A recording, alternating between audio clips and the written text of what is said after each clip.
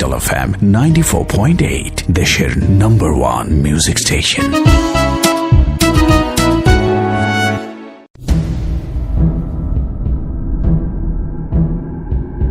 আমি প্রথমে যে ঘটনাটি বলতে যাচ্ছি সেটি আমার ছোট খালামণির সাথে হয়েছে। আমার ছোট খালামণি 4 বছর আগে চিটাগং থাকতো। তো তখন তার সেকেন্ড বেবি হয় এবং সেটাও হচ্ছে মেয়ে হয়। তো তার প্রথম দুইটা সন্তানই তার মেয়ে ছিল। তো যখন তার ছোট মেয়ে হয়, তার শাশুড়ি খবর পেয়ে সাথে সাথে চিটাগং চলে আসে। আর তখন আমার খালু কঙ্গোতে ছিল মিশনে, যার জন্য আমার খালামণির শাশুড়িকে আসতেই হয়েছিল। তো আমার ছোট খালামণির শাশুড়ি আসার পরে সে একটুকু খুশি ছিল না, কারণ তার ছোট পরের সন্তানও মেয়ে হয়েছে। তো সে প্রথম 2 মাস সে ছিল, ভালোই ছিল। তো দ্বিতীয় মাস থেকে সে বাইরে যাওয়া স্টার্ট করছে। আমার খালামণি যখন ঘুমাতো সে বাইরে যেত। তো আমার খালামণি জিজ্ঞেস করতো যে মা আপনি কোথায় যান? তো সে বলতো যে আমি তো নিচে মাজারে যাচ্ছি মানত করার জন্য, তোমার নতুন নতুন বাচ্চা হয়েছে। তো গেল, যাওয়ার পরে সে 1 মাস পরে সে আমার খালামণিকে একটা তাবিজ দেয় যে এই তাবিজটা পড়ো, তোমারও ভালো হবে, তোমার সন্তানের জন্যও ভালো হবে। তো ছোট খালামণি ভালো মনে করে তাবিজটা পড়ে এবং পড়ার 2 সপ্তাহ পর থেকেই খালামণি অনেক বেশি পরিমাণে সিক হয়ে যায়। মানে 103-4 মতো জ্বর আসে, বাচ্চারও সেম অবস্থা, অনেক বেশি জ্বর, কিছু খেতে পারে না, বমি হয়, শরীর দুর্বল হয়ে যায়। তো এক পর্যায়ে দেখা যায় যে বাচ্চার যখন 4 মাস, আর আমার খালামণিও তখন প্রেগনেন্সির পরের 4 মাস, একদম বিছানায় শুয়ে পড়ে, উঠতেই পারে না, এমন অবস্থা। তো তখন আমার নানাকে বলছে যে মেয়েটার এমন অবস্থা, তুমি চলে যাও, যে দেখে আসো মেয়েটার এরকম অবস্থা কেন। তো আমার নানা আসার পরে তো দেখছে যে খালামণির অনেক শরীর খারাপ। তো নানা বাজার করে, খাবার দাবার খাওয়াইয়ে দেয়, সব কিছুই করছে, কিন্তু তারপরেও সুস্থ হচ্ছে না। অনেক ডাক্তারও দেখানো হয় তখন, কিন্তু সে কোনোভাবেই সুস্থ হচ্ছিল না। তো হঠাৎ একদিন আমার নানা খেয়াল করলো যে আমার খালামণির বাম হাতে হচ্ছে একটা তাবিজ বাঁধা ছিল। তো জিজ্ঞেস করলো যে এটা কিসের তাবিজ? তো আমার খালামণি বলছে এটা আমার শাশুড়ি দিল, তো এর জন্যই পড়েছি, বাচ্চারও ভালো হবে, আমারও ভালো হবে। তো দেওয়ার পরে বলছে আচ্ছা ঠিক আছে, তাবিজটা আমাকে কালকে একটু দিও, আমি একটু দেখিয়ে নিয়ে আসবো। তো আমার নানা ওই দিন সন্ধ্যাবেলায় মাগরিবের আজানের সময় বাইরে যায়। তো বাসার পাশে যে মাজার ছিল ওইখান থেকে সেম একটা তাবিজ নিয়ে আসে, পুরো খালি একটা তাবিজ। ওই তাবিজটা আমার খালামণির হাতে পরিয়ে দেয়, আর ওই তাবিজটা নিয়ে তার পরের দিনই আমার নানা যায় হচ্ছে মাজারে। যাওয়ার পর এখানে হুজুরকে দেখায়। তো বলছে যে এই তাবিজের সমস্যা আছে, এই তাবিজ কারো কাছে থাকলে তার সমস্যা হবে। তো এটা শুনে আমার নানা তো বলতেছে যে তো তাবিজটা খারাপ, তো এটা কোত্থেকে আসলো না আসলো, বা এটা ঠিক করার উপায় কি, আমার মেয়ে যে অসুস্থ হলো। তখন হুজুর বলছে যে এটা যার কাছ থেকে করা হয়েছে তাকে দিয়ে এটা ভাঙাতে হবে। তো জিজ্ঞেস করার পরে বলতেছে যে তাহলে এটা কাকে দিয়ে করানো হচ্ছে, আমি বুঝবো কিভাবে? পরে বলছে যে এখান থেকে 1 কিলোমিটার দূরে একটা শ্মশান ঘাট আছে, ওইখানে এক মহিলা থাকে, সে এরকম কাজকর্ম করে। তো গেল আমার নানা ওইখানে, যাওয়ার পরে মহিলাকে পায় না, 1 দিন 2 দিন করে করে প্রায় 2-3 সপ্তাহ পরে আমার ইয়াকে পেয়েছে, ওই মহিলাটাকে পেয়েছে। আর ততদিন আমার নানা ওই তাবিজটা আমার খালামণিকে আর পড়ায় নাই, আমার নানার কাছেই রেখেছিল। কিন্তু ওইদিকে আমার নানা হঠাৎ করে তার এরকম জ্বর হওয়া, কাশি হওয়া স্টার্ট হয়েছে। তো ওই মহিলাকে দেখানোর পরে মহিলা বলতেছে যে না, এটা তো আমার কাছ থেকে কেউ নেয়নি। পরে বলতেছে যে না আমি জানি আপনি এনেছেন, এখন বলেন, না হলে আপনাকে আমি পুলিশে ধরিয়ে দিব। যখন এরকম ভয় দেখিয়েছে আমার নানা, তখন সে তাবিজটা খোলার পরে দেখে একটা কাগজের মধ্যে কিছু মন্ত্রর মতো লেখা ছিল, সূরা টাইপের, আর একটা দাঁত ছিল, একটা চুল ছিল, আর কিছু ছাই ছিল। তো জিজ্ঞেস করলো এটা কেন? তো পরে বলছে যে আমার কাছ থেকে একজন মহিলা আসছে, আসার পরে বলছে যে তার বউ সমানে হচ্ছে কি মেয়ে বাচ্চা জন্ম দিচ্ছে, তার ছেলের বউ, তো সে তার জন্য এটা নিয়ে যেতে চাচ্ছে, তাকে মেরে ফেলবে। আর বাচ্চাটাও যাতে মারা যায়। তো যখন এটা শুনলো আমার নানা বলছে যে মহিলাটি কি এরকম ছিল দেখতে, তো বলছে যে হ্যাঁ এরকমই ছিল মহিলাটা দেখতে। তো ওই মহিলাকে জিজ্ঞেস করলো যে এটা ঠিক করার উপায় কি, তখন সে বলছে যে এটা ওই মহিলার যার জন্য করা হয়েছে তার কাছ থেকে অনেক দূরে নিয়ে গিয়ে মাটিতে পুঁতে ফেলতে হবে। তো আমার নানা আবার বাসায় গেল, গিয়ে সে আর একদিনও থাকে নাই খালামুনির বাসায়, সে আবার আমার নানু বাড়িতে চলে আসছে, গ্রামের বাড়িতে। আসার পরে হচ্ছে গিয়ে 2-3 দিন রাখছে, রাখার পরেও নানা শিওর হতে পারছিল না যে ওই মাটির নিচে পুঁতে দিলেই ঠিক হয়ে যাবে কিনা। তো আমার নানা আবার হুজুর দেখালো, 2-3 জন, সবাই বলছে যে হ্যাঁ এটা মাটির নিচেই করতে হবে, তো মাটির অনেক বেশি গভীরে দিতে হবে যাতে এটা বের না করা যায়। তো আমার নানা 3-4 দিন সময় নিয়ে মাটি অনেক গভীর করে খুদার পরে হচ্ছে গিয়ে ওইখানে তাবিজটা ফালিয়ে দিয়েছে, দিয়ে ওটা একদম ঢেকে দিয়েছে। ঢেকে ওই জায়গাটা একদম মানে ওই যেই জায়গাতে হচ্ছে করেছিল ওই জায়গাটা পুড়িয়ে দিয়েছে যাতে ওখানে কেউ কোনো গাছ পর্যন্ত লাগাইতে না পারে। তো হুজুরের সাথে কথা বলছে, পরে আর কি বললো যে ওই দাঁত আর চুল ছাই এটা হইতেছে কি দেখা যায় কি যে কোনো হিন্দু যারা থাকে ওদের অনেকেরই খারাপ আত্মা হয়। তো কেউ যদি যে তারা মারা যাওয়ার সাথে সাথে এটি কালেক্ট করে ফেলে, যারা এরকম কালো জাদু করে কালেক্ট করে ফেলে, এবং তারা চাইলেই ওইটা প্রসেস করে মানুষকে মেরে ফেলতে পারবে। তো সেটাই করেছিল যে আমার খালামুনি যাতে মারা যায়, তার মেয়ে বাচ্চা আছে সেও যাতে মারা যায়। তো কোনো হাতে নাতে কোনো প্রমাণ না থাকার কারণে কেউ এখন পর্যন্ত আমার খালামুনির শাশুড়িকে কেউ কিছু বলতে পারে নাই।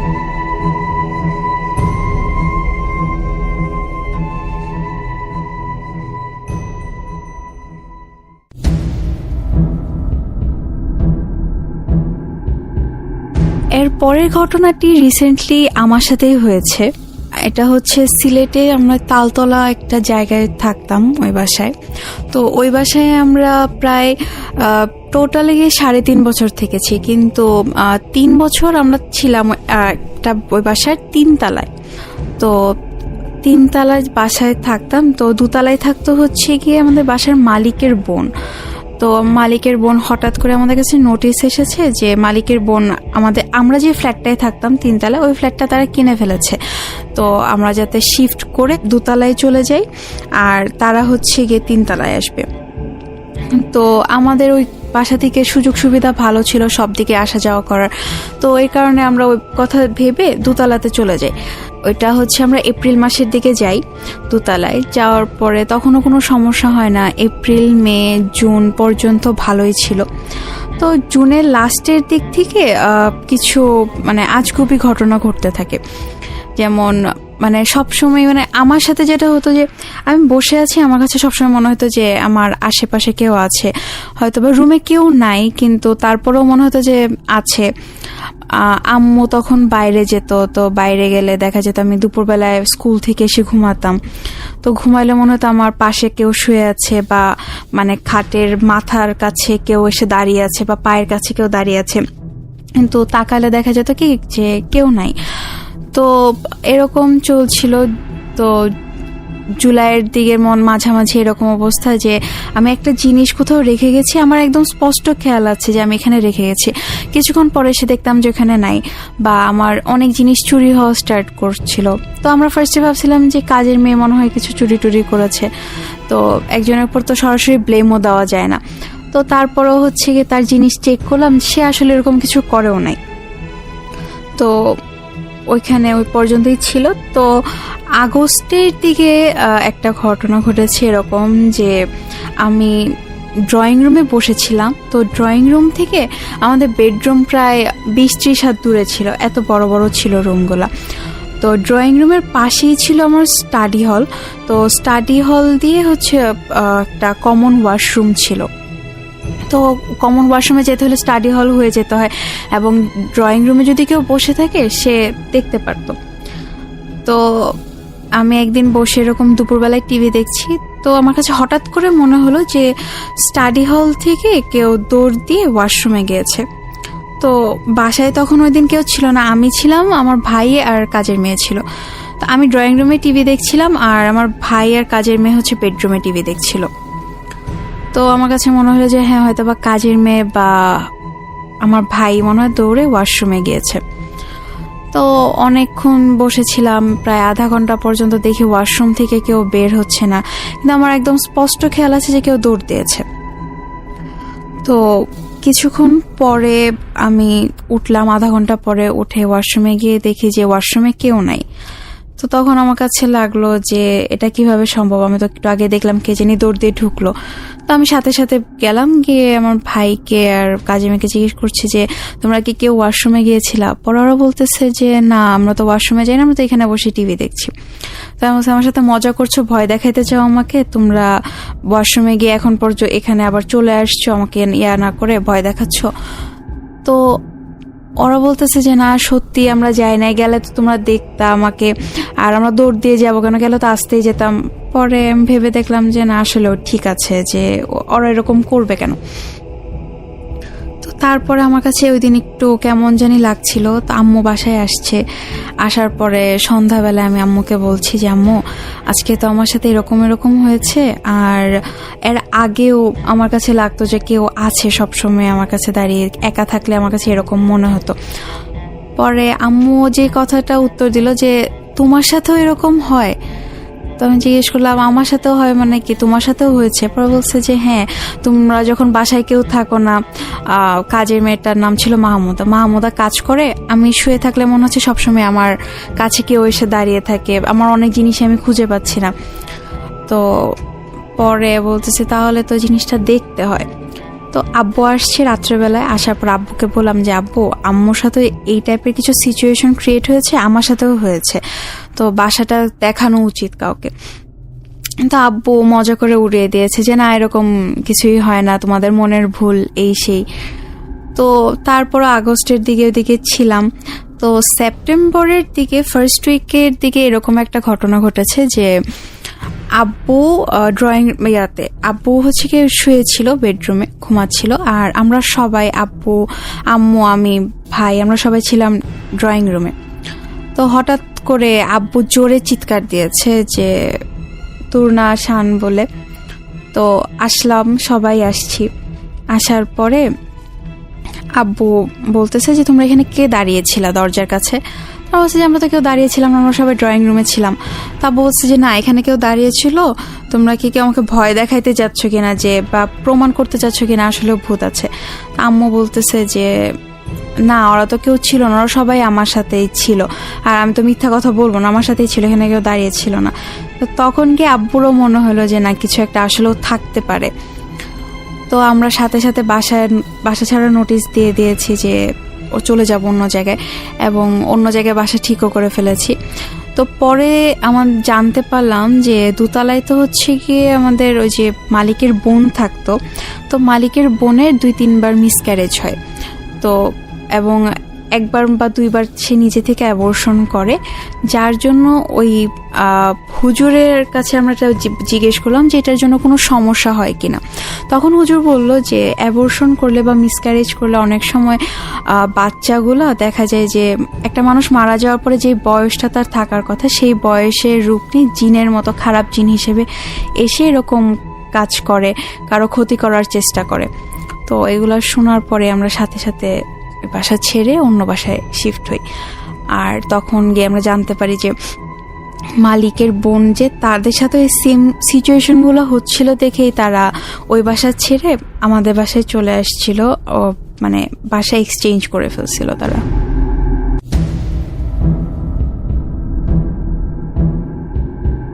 এবারে ঘটনাটি আমার সাথে ঘটেছিল ক্লাস 1-এ থাকতে।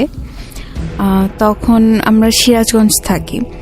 তো সিরাজগঞ্জে আমি যে স্কুলটা পড়তাম জুয়েলস অক্সফোর্ড ইন্টারন্যাশনাল স্কুল, তো ওই স্কুলে আমাদের একটা ইয়া ছিল যে স্কুল শেষে 4টা থেকে 7:30 পর্যন্ত আমাদেরকে স্কুলেই কোচিং করা লাগবে। ক্লাস 1 থেকে 10 পর্যন্ত ছিল এটা। তো প্রতিদিনের মতো 4টার দিকে গিয়েছি। তো আমাদের 4টা থেকে 7:30 পর্যন্ত ক্লাস হতো, আমরা 1-এর স্টুডেন্ট, তো আমাদেরকে হচ্ছে মাঝখানে আধা ঘন্টা 45 মিনিটের একটা ব্রেক দিত। তো ওই ব্রেকে আমরা সবাই অনেক কিছু খেতাম বা হচ্ছে খেলতাম। তো প্রতিদিনই আমরা হচ্ছে গিয়ে লুকোচুরি খেলতাম। তো ওই দিন আমরা সেম লুকোচুরি খেলছি। তো স্কুলটা যে জায়গায় ছিল তার একদম লাস্টের যে 2টা রুম ছিল, ওই 2টা রুমে কখনো কোনো ক্লাস হতো না, বলতে গেলে পরিত্যক্তই ছিল রুমটি। তো ওই রুমে গিয়েছি আমরা, যাওয়ার পরে লুকাইতে যাব, আমি আর আমার এক ফ্রেন্ড ছিল। তো দেখছি যে একটা রুমে লাইট জ্বালানো ছিল, তো ওই রুমে আমরা ঢুকবো লুকানোর জন্য। তো হঠাৎ করে দেখি যে লাইটগুলা ফিউজ হয়ে গেলে যেরকম অন অফ হয় ওই রকম অন অফ হচ্ছিল। আর ওই রুমে একটা চেয়ার ছিল কাঠের, তো কাঠের চেয়ারে মনে হচ্ছিল যে একটা লোক সাদা জুব্বার মতো এরকম পরে আছে, সে বসে আছে ওটার মধ্যে।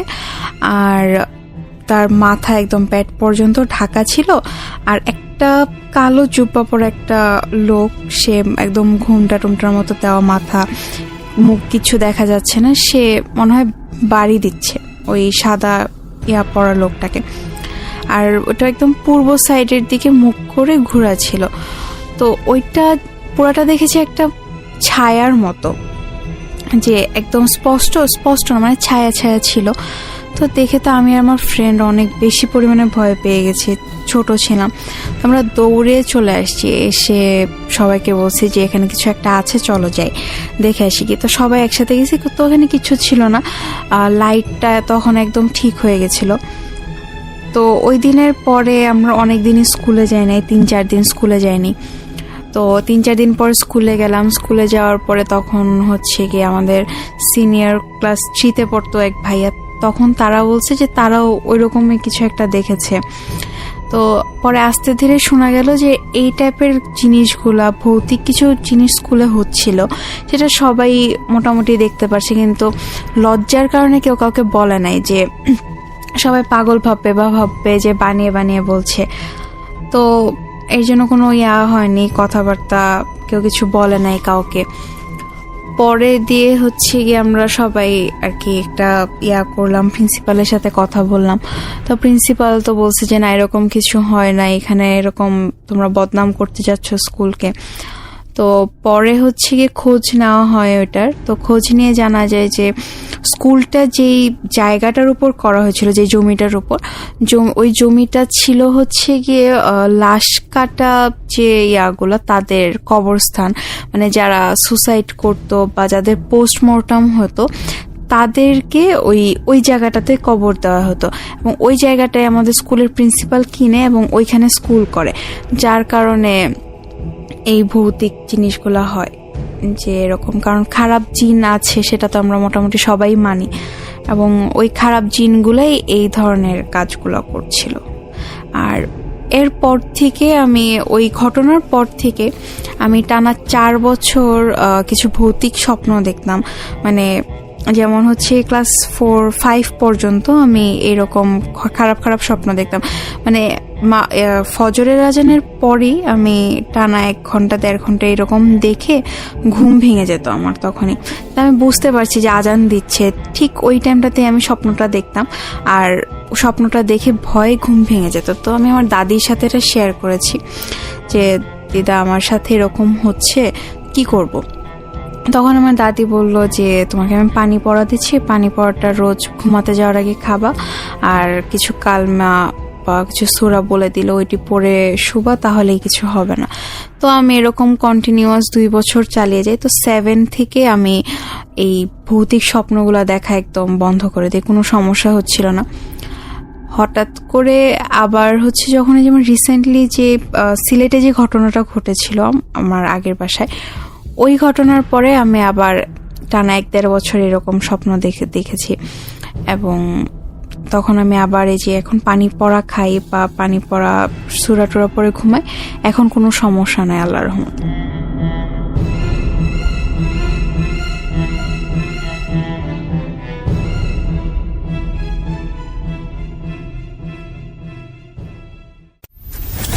Capital FM 94.8, দেশের #1 মিউজিক স্টেশন।